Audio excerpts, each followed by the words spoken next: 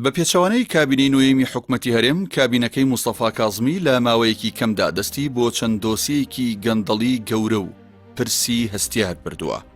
کابینەی نوێی حکومەتی عێراق بە سەرۆکایەتی کاظمی لە ماوەی 3 مانگی تەمەنی خۆیدا دەستی بە کۆمەڵێک هەنگاوی کردداری بۆ گوێڕانەوەی داهات بۆ خەزێنەی حکوومەت کردووە. کاظمی لە یەکەم هەنگاوی ڕاستەقینەیدا گەندەڵی و قاچاغی خاڵە سنووریەکانی کەم کردەوە.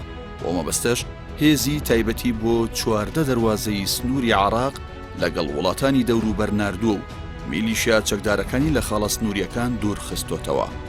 هەنگاوەکەی کاظمی بۆ کۆنتڕۆڵی خاڵە سنووریەکان دوایەوە دێت ساڵانە کەمتر لە 10 میلیارد دلار لە داهاتی خاڵە سنووریەکان بۆ حکوومەتی عێراق دەگەڕایەوە. بە پێی زانیاریەکان لە ساڵانی ڕابردوودا نیوەی زیاتری داهاتی خاڵە سنووریەکان بۆ گروپ و میلیشیا چەکدارەکان ڕۆشتووە. موستەفا کاظمی لە ماوەی 3 مانگدا خاڵە سنووریەکانی عێراقی کۆنتڕۆڵ کردووە. دەشێوێت خاڵە سنووریەکانی هەرێمی کوردستانیش کۆنتڕۆڵ بکات. بەڵام مەسرور بارزانی سەرۆکی حکومەتی هەرێم لە ساڵێکدا نەیتوانیوە دەست بۆ بڕینی دەستی حیزب و گەندەڵی کۆمپانیا حیزبیەکان لە دەروازە سنووریەکان ببات.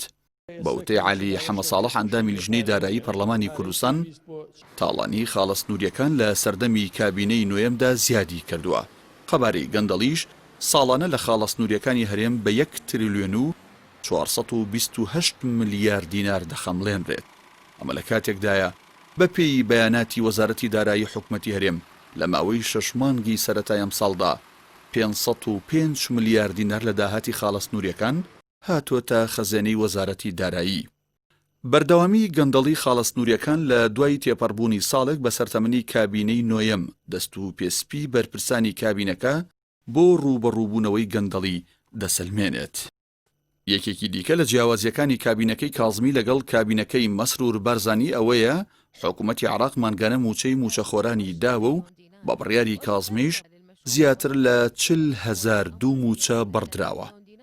هەرچی کابینەکەی بارزانیشە لە دابینکردنی موچەدا شکستی هێناوە و زیاتر لە 2 مانگە 1 موچەی داوە و دەڵێن بە پێی داهاتی بەردەستیان موچە دابەش دەکەن.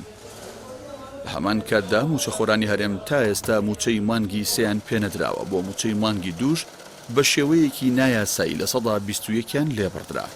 بە پێی تۆماری بایۆمتری کابینەی پێشووی حکومەتی هەرێم 60,000 کەس زیاتر لە 1 موچە وەردەگرن. بەڵام کابینەی نوێم تا ئێستا نەیتوانیوە ئەوانەی بە نایاسایی زیاتر لە موچەیەک وەردەگرن موچەکانیان ببڕێت.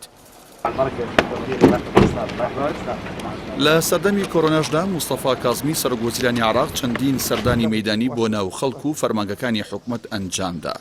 بەڵام سەرۆکی حکومەتی هەرێم و جێگرەکەی هەر خەریکی کۆبوونەوەی ئۆنلاین بوون.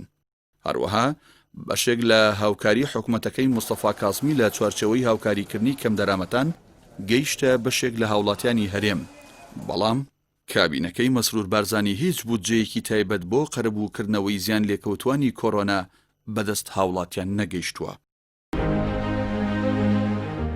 هەرچەندە زووە بۆ هەڵسەنگاندنی حکومەتی نوێی عێراق، بەڵام موستەفا کاظمی سەرۆکوەزیرانی عێراق لە ماوەی 3 مانگی یەکەمی کابینەکەیدا لەگەڵ ئەوەی هیچ حیزب و فراکسیۆنێکی پەرلەمانی نییە دەستی بۆ کۆمەڵێک دۆسیەی هەستیار بردووە. بە پێچەوانەشەوە هەر یەک لە مەسرور بارزانی و قوبات تاڵەبانی خاوەنی حیزب و فراکسیۆنی گەورن، بەڵام لە ماوەی ساڵێکدا هیچ چاکسازیەکی ڕاستەقینەیان ئەنجام نەداوە. پێشینانیش وتویانە مانگەشە و سەر لە ئێوارە دیارە.